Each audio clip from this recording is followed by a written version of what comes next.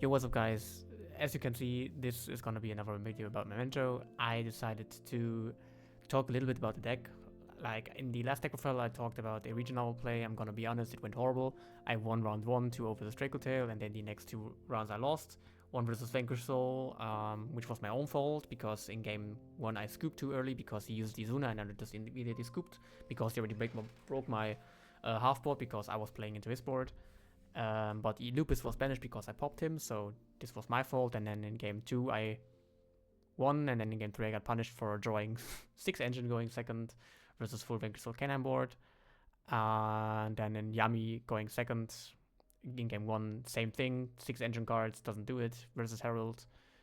And then in game 2 I had Anguish and Talons, and he ashed Anguish, and it wasn't enough.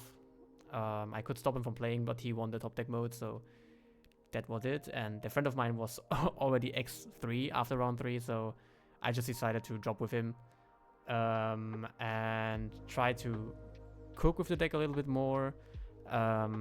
So as you can see, this is just a completely different approach. I didn't want to make a deck profile. This is more of a theory video. So the biggest, like, probably thing in this list is the side deck. As you can see, we're running the Protos package and Eschatos package, which is this guy. This is basically the brother of Protos. Instead of calling an attribute, you just call it type, which is very, very good versus Yami and Draco Tail, and pretty much pretty good versus, like, in general in the meta. And you need this versus Yami and Draco Tail, especially because calling an attribute versus Draco Tail is not that great. Even if you can also call Light versus Yami, you also can do this. The only reason for Protos in this deck is Mitsurugi, because you cannot go into Reptile except for Haggard Lizardos, so you just need a way to call Dark versus some decks still, or like any other attribute. So that's the reason for that. And as well as 3 Ash Blossom and the Anti-Spell, you just need like 1 random Floodgate for going first to, like, fix your board, kinda. This could also be There Can Be Only One. It's probably going to be There Can Be Only One in the future, because There Can Be Only One is also good versus Yami going second in, like, a way. So that's the reason for that. And now the thing I wanted to talk about is the 3 Sleepy and main deck. So I came up with this idea because people are running Ghost Belle in side decks and main decks more often. And if you play Memento, you know that a Ghost Belle on the fusion hits pretty hard, especially if you're not drawing card by. So normally when you just, like, you go standard Anguish combo and then your opponent Ghost Belle's the fusion, you need the one of Sleepy hard draw, or like an extender plus breakout, or a monster plus bone party to play further at this point. So basically your 1 card combo gets into a 2 or 3 card combo just because of 1 hand trap. So for that reason I decided to think a little bit about it. What can we do versus Ghost Belle? And then I came to the idea, just play 3 Sleepy, because of 2 reasons. First of all, if you draw Sleepy, it's not that bad. It's a good extender, and it makes you play through Ghost Belle on fusion. And also it makes you play around cards like Retaliating Sea or even Ghost Belle going second, or like Impulse, because the most people will just use Dominus Impulse on fusion and not on Sleepy, because Sleepy mostly goes for Twin Dragon, but with that you can instantly go into Crashing King. And also playing more Sleepies doesn't make Gaddick a bad card in hand, because Sleepy plus Gaddick in hand is pretty insane, because you can just chain block the Twin Dragon. So yeah, that's the reason for that. I'm gonna be honest, at first I was thinking it's just a copium idea, but that's the reason why this video is so late, like that late. Like last video was like 9 or 10 days ago. I tested it a lot, especially today while I watched the YC's Lethal stream a little bit. And I'm gonna be honest, it worked pretty well. Like, the only game I lost was versus Lunalight in game 3, where I couldn't do anything. So the rest I just won. Even versus Yami Snake Eye, Draco Tail, you can just cook them with engine sometimes. And if you just ask like, okay, isn't that a little bit too less like non-engine, because we are just playing 11 cards, which is Fuvolos, Super Poly, Droplet, called by talents, as you can see. The idea of that is that Droplet and Super Polys are mostly answers for Herald, because this is the most problematic card in the format for us right now. Also, those cards are pretty good to stop turn 0 plays. Like Super Poly can stop Izuna and Droplet as well. Droplet is for the turn 0 Athelion especially. And one of the reasons for the Super Poly is it's kind of good versus everything, at least a little bit. Like, even if it's a mid versus everything, I would rather have a mid card versus one that's mid, a card that's mid versus one deck and good versus the rest, than just a card that is incredible versus one deck and bad versus the rest, you know? Like, for example, Book of Eclipse, I was maining before, wasn't feeling that great versus Mitsurugi, for example. At least from my experience. And Sleepy is also a very good card versus Mitsurugi, because they wipe your board and you just special summon Sleepy and you just cook them. And Super Poly is also the way to extend after Ash Blossom on Tatsu, for example. Like your normal Anguish, special Tatsu, they just Ash it and you can go Super Poly, fuse them off and go for Twin Dragon and still combo off. So this works, for example, as well. Yeah, that's just the main reason for Super Poly and Droplet. No Eclipse again, as I said, doesn't feel that great, even if it's an answer to Herald. You could argue that you can post-side put in more stuff versus Herald, but I figured out that you can, often enough, just play through the Yami board if you already have like one or two non-engine. It's really not that hard, and post-siding, as you can see, my side deck, they're mostly hand traps. You can just go Ash Blossom and Ghost Spell in main deck instead of like I'm mostly siding out one Breakout, one Sleepy, one Darkblade. You can also go out two Sleepy, it depends on what your personal opinion is. Prosperity can also go out, but like it depends. It's 6 cards, so you have 1, 2, 3, 4, and then 2 remaining. You can cut down Prosperity. Called by like talents, you can go out, and then you're on 5. So never mind, you're on 5, and then like Prosperity or Feed Spell, then you're on 6, or just one of those, so that you're not throwing multiple copies of it. Because Ghost Spell is also a good card versus Yami when you draw it for turn, because it can still stop a Reborn, and the Ash Blossom is just for cups Yami way, or like something stupid.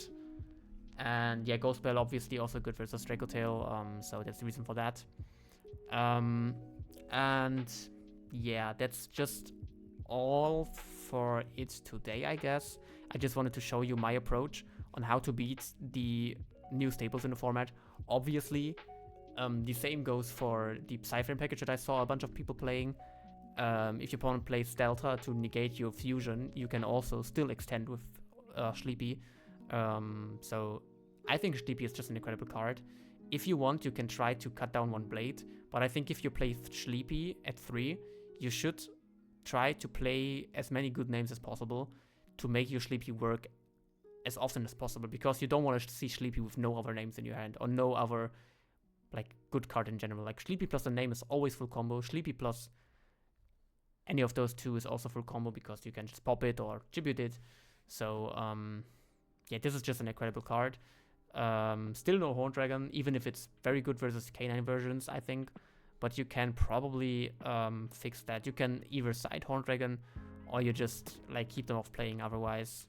And as you can see, with Protos, you can call Dark versus K9, and the good extenders like Jogul and Lantern are gone immediately. Or you just call Earth, which isn't that great, because then you just pop your own combined and you cannot summon it back. But I think you get what I mean. If you have any questions on that, oh yeah, I can show you just one replay real quick. Oops. Because some people were sometimes asking on how to break boards, especially in the past, and that's one of the testing games today. And this is game 1, going second versus Yami Snake Eye. And I'm gonna be honest, just completely honest, if he just negated Prosperity at one point, I would have just lost. But maybe this can show a little bit of the sequencing you can do going second. So yeah, this is just standard Yami combo with a little bit of Snake Eye into it, which is actually pretty incredible. The only thing I noticed is that his space is kind of tight on the end board. And in game 2 it almost costed this, but like I just couldn't win game 2 through the same board. But it was full board plus D-Berry, I think. So at this point I was just, okay, if Prosperity resolves, I win. I just need to reveal Droplet or Super Poly to clear the Herald. And the Prosperity resolves, and I do manage to find a Droplet, which is crazy. And then I could use the Dark Blade.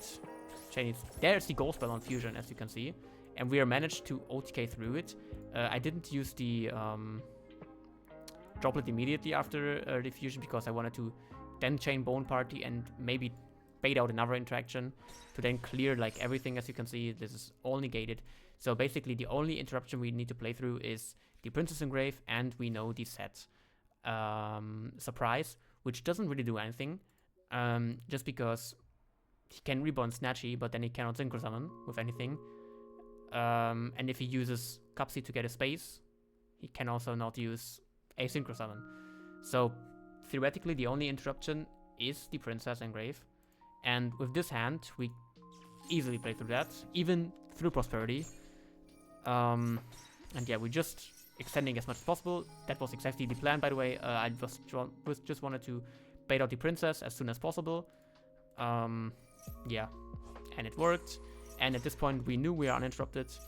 And so we are just like using some names to get like some into rotation. And using Goblin here again, sending Gatic and Field Spell, which worked perfectly. Like, we are uninterrupted at this point. And with that, you can just... I was just doing it to like clear board. Banishing this. That was the reason for that. Because if we run over one of these, this triggers to pop a card non-target.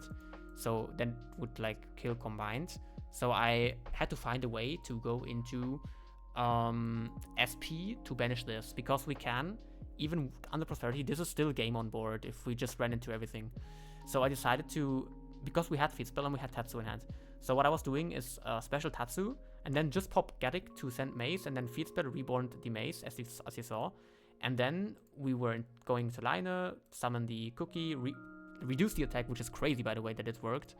And then we just go SP, banish it, and then we use the Fusion to pop our own SP to add the Fusion, just to clear the board for combined creation to attack everything. If we couldn't have Fusion engraved, what you could also do is just use SP, crash into Princess, and then attack with the rest. So this obviously worked.